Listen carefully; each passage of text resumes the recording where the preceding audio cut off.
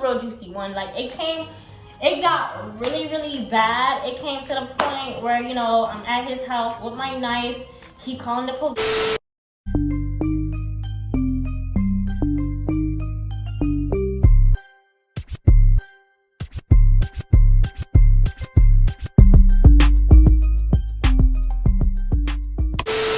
What's up, Vice Gang? It's your girl, Pretty Girl Shasha Nines, back with another video. Hey, if you're new here, what's good, what's popping? If you're a returning subscriber, what's good, what's popping to YouTube-ish? Okay. Please do not forget to click on the notification bell so you can be notified whenever I put out a new video. And don't forget to shop my accessory brand, period, at Shaw's Fashion Paradise. The link is going to be in the description down below. So now, let's get straight into the video.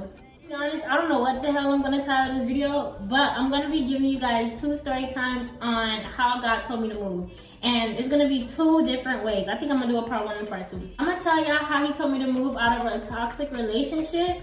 And I'm going to also tell y'all how he told me to move in business. Like, change my major, all of that. First, let's talk about relationships, because Valentine's Day, right around there. Alright, y'all. So back in high school, I used to go out with this guy. Let's give him a name. We're gonna call him Dante. So me and Dante, we was in a relationship for 2 years. Let me give y'all a little timeline. Boom, 2019. It was like, we was breaking up and getting back together within a week. Like, we was those couples that always broke up and got back together. But we both basically broke up because we would always get into arguments. And one of the biggest things that like broke us up for a long time was in 2019, I told him that I was going to, okay, so I was a part of the Caribbean organization at my school. And they was having a big conference coming up. And I wanted to go, of course. His ass did not want me to go. So whenever it came to me going out, it was like always some type of excuse. Like, he will always feel some type of way and stuff like that. So I told him, I'm gonna go, if you come in or you're not. And like that whole, like, it was like a month prior to me going. So when the time came for me to go, he was over here like acting shocked, like, why, where are you going? I told him I'm going to the conference. Then you want to have, you know, start having an attitude, blah blah blah, all of that. That whole entire weekend we ain't speak to each other. And yeah, I said I'm not gonna kiss ass. He didn't want to kiss my ass, so we broke up. Now, ladies, I know that this happens to like a lot of young people, and bitch, don't get me wrong, I'm young too. But yeah, some of y'all be too much in y'all relationship. These is one of the signs of how you know you're dealing with a controlling nigga. He always commenting on, he always has a problem when you going out. He always has a problem with the way you dress and like shit like that. That is just be getting me hot, because it's like, okay, number 1, you're not wearing my clothes, and number 2, how you don't want me to go out, but like you don't want to take me out.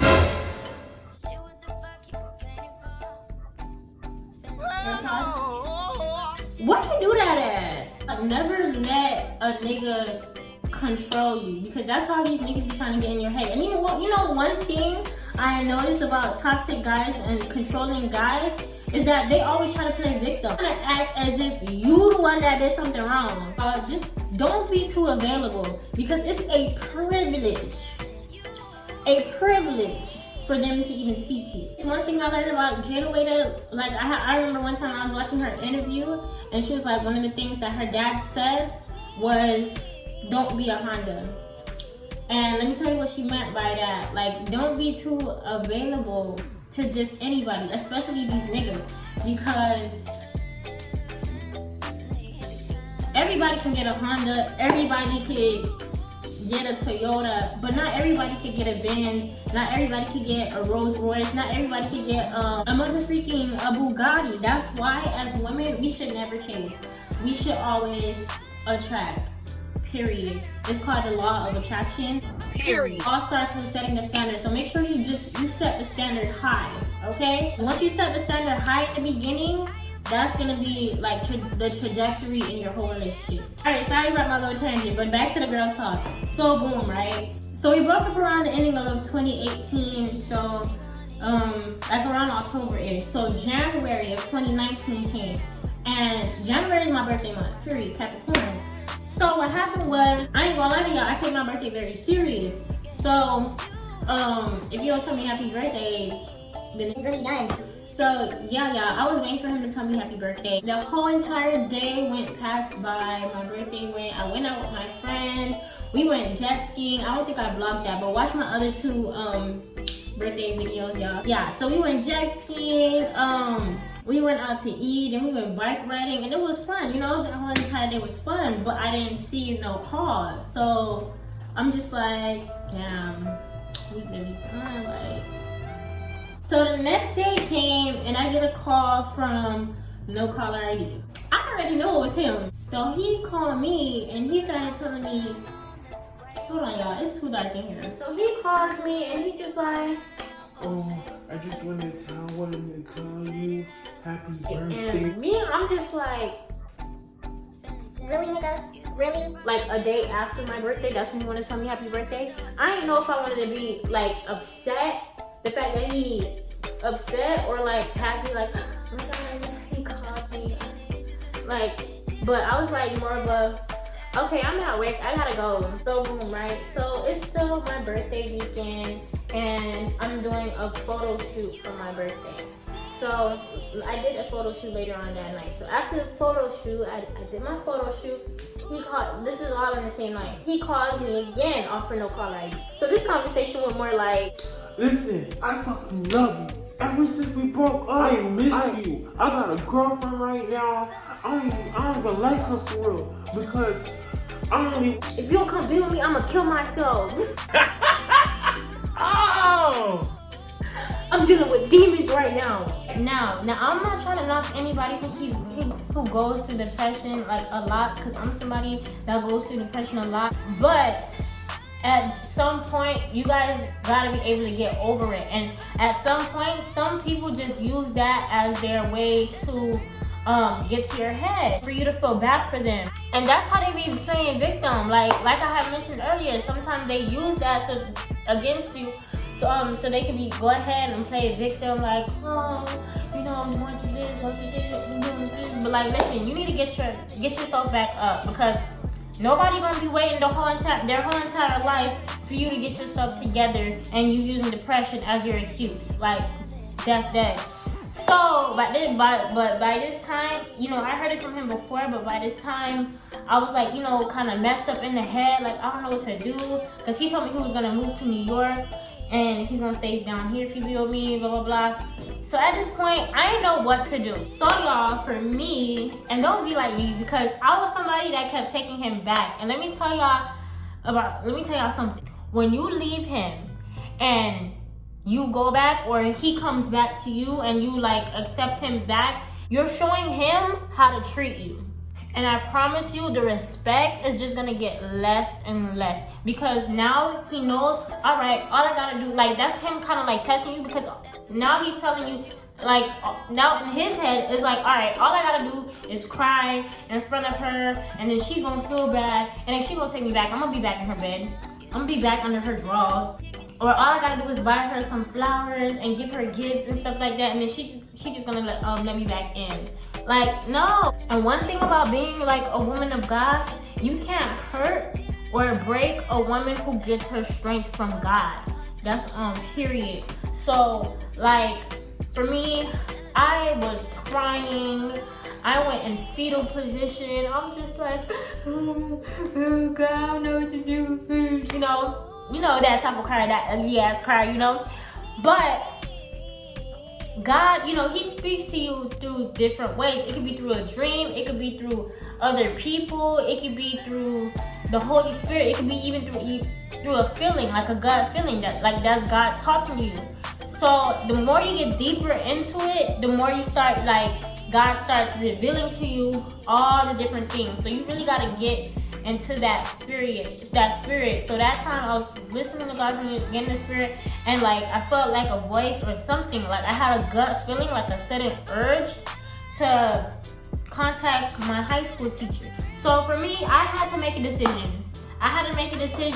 In whether I want to keep him, help, and try to, you know, help him and try to make him grow to become a better man, and you know, help him get better. Maybe possibly one day he's gonna come and repay me back whenever he gets big, because he was like a rapper, y'all. And I'm not even gonna lie, bitch, I wanted to be a rapper's girlfriend.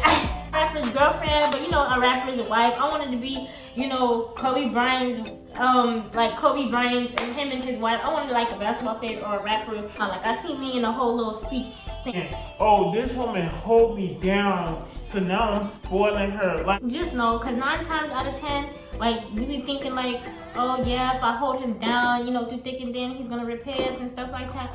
Like 9 times out of 10. He's either gonna leave your ass and go to a bitch with higher standards than you, and he's gonna do everything that you wanted, all the things that you wanted him to fix. Now he's gonna do that for another bitch. Sorry to say, he's gonna start buying them gifts. He's gonna do everything for them, and then bitch, you high and dry. So I say this to say, it's either I have to make a decision between going through all of that, or just freaking leave his ass. Alright, now, so this high school teacher that I love so much, she was my reading teacher, and for me, she inspired me because, like, there's different people that inspire me for different reasons, but for me, I love how genuine she was, I love how she cared, and she seems like the person that just had it all together. She, you know, got her doctor's degree. That by the time I was in 9th grade, I was with her from 9th grade to 12th grade. She had a boyfriend, then she got married, then she had her first baby. Like, she did everything right. And she married a preacher, so I know she was a woman of God too. So I reached out to her, right? So I told her everything. I told her the whole situation. I gotta make a decision and stuff like that. And this is what she told me. Cheyenne, I'm so happy you reached out to me. I know you had this meaningful past with him, and that will happen as you move through college, but you cannot make the decision to be with him based on him being your first love or him being depressed. God will make it known to you when he's the one. He has set aside for you. When he's one he has set aside for you, you will know. There's a lot of mixed emotions here, and the answer is very, very clear. You pray for him. You pray for him, but God has to be the one to help him through everything else. You have to move forward with your life. You will be happy in the future that you trust God enough to let go. God's plan is to bring you peace and joy and security and love. This isn't God's plan. Y'all, I don't want to cry because I'm in another freaking school. But like after reading that, I literally like cried my ass off because like I just felt like a weight was just so lifted off of my shoulders. Like I felt so much peace again. I felt like, all right, I'm gonna be okay. This is 100% the sign. This is 100% the sign.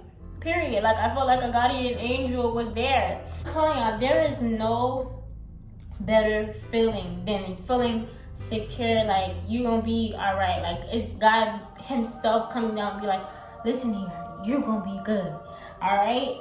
Like, and I know I felt this way before. Like that feeling happened when I had got my Toyota crashed. Long story short, my brother had crashed my Toyota, and at that day I was just crying my ass off, sad. But after that, I felt good. And like 3 weeks later, I got me a Lexus. So that just should tell you something. Now, everything after that, 2 years, my dumb ass ain't listen, y'all. What? I had to go through 2 more traumatic experiences for me to listen. But that, I kind of knew that was just on my own. Like, it came to the point, and then the last one was really like, but I'm gonna save that for a whole nother story time. Just know the last one, it's a real juicy one. Like, it got really, really bad. It came to the point where, you know, I'm at his house with my knife. He calling the police. He getting his video recording me, and had to change my number, all of that.